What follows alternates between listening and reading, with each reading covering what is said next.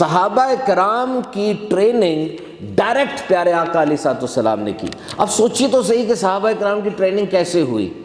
یہ جو قرآن مجید کی آیات ہم سنتے ہیں، پڑھتے ہیں، ان آیات کو صحابہ کرام نے ڈائریکٹ رسول اللہ صلی اللہ علیہ وسلم کی زبان اقدس سے سنا ہے، اور رسول اللہ صلی اللہ علیہ وسلم کی عادتوں کو، آپ کی اداؤں کو اگر دنیا میں پھیلایا ہے تو ان عادتوں اور اداؤں کو اپنی آنکھوں سے دیکھا بھی ہے۔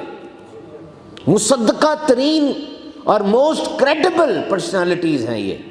اور پھر بلغوا عنی ولو آیا، جب یہ سارا کچھ ٹریننگ کے طور پہ ہو گیا کہ آپ نے، صحابہ کرام نے اللہ تعالیٰ کی ان آیات کو سنا، پیارے آقا علیہ الصلوۃ والسلام کی اداؤں کو دیکھا، تو پھر حکم ہوا پہنچا دو میری طرف سے اگرچہ ایک ہی آیت کیوں نہ ہو۔ اور پھر صحابہ کرام نے اس بات کو اتنے زبردست طریقے سے اوڑھ لیا، قیام و قعود، رکوع و سجود، حضور پاک صلی اللہ علیہ وسلم کی ادائیں جو گھروں میں، حجروں میں ہوئیں، وہ ازواج مطہرات نے یاد رکھی، اور جو غزوات میں، میدانوں میں ہوئیں، ان کو صحابہ کرام نے یاد رکھا، اور امت میں اتنا پھیلایا کہ آج اس مجمع میں نہیں بلکہ امت مسلمہ میں کسی بھی چھوٹے سے چھوٹے بچے کو اٹھا لے، اس سے پوچھے تمہارے نبی نماز کیسے پڑھتے تھے، وہ 2 منٹ میں پوری نماز پڑھ کے بتا دے گا۔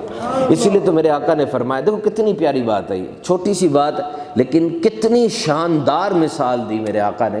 فرمایا کہ میرے اصحاب کی مثال کھانے میں نمک کی طرح ہے، نمک تھوڑا ہوتا ہے لیکن سارے کھانے کو درست کر دیتا ہے۔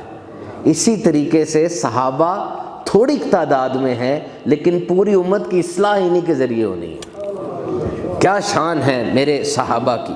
اور یاد رکھو، ریممبر دس پرٹیکولر فیکٹ، کہ صحابہ سے عقیدت و احترام رکھے بغیر پیارے آقا علیہ الصلوۃ والسلام کی محبت کا دعویٰ یہ ٹھیک نہیں ہے۔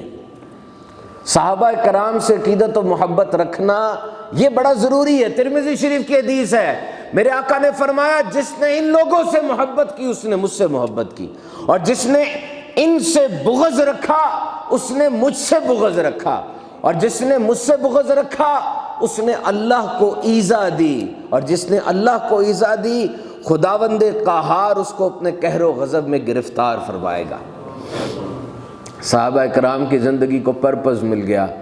You know what that Arab was? Only 1/3 of the Europe. پورا عرب یورپ کا 1/3 بنتا ہے۔ Most ignored geographical boundary on the earth. Nobody was willing to give that boundary a second look. کوئی بندہ عرب کو دوسری نظر ڈال کے دیکھنے کے لیے تیار نہیں تھا۔ ننھی بچیوں کو دفنا رہے تھے، ریت میں دبا کے مار دیتے تھے۔ حالت دیکھو کیا ہوگی ان کی، اور آپ پرپز کی بات کرتے ہیں۔ لیکن ان لوگوں کو پھر پرپز ملا، انسپریشن ملی، اور یہ لوگ اس پرپز اور انسپریشن کے ساتھ کیسے چھا گئے۔ سنو اس عظیم ہستی کی زبان کے یہ الفاظ سنو کہ وحی ختم ہو چکی ہے، کیا میرے دور میں اب اسلام تبدیل ہوگا؟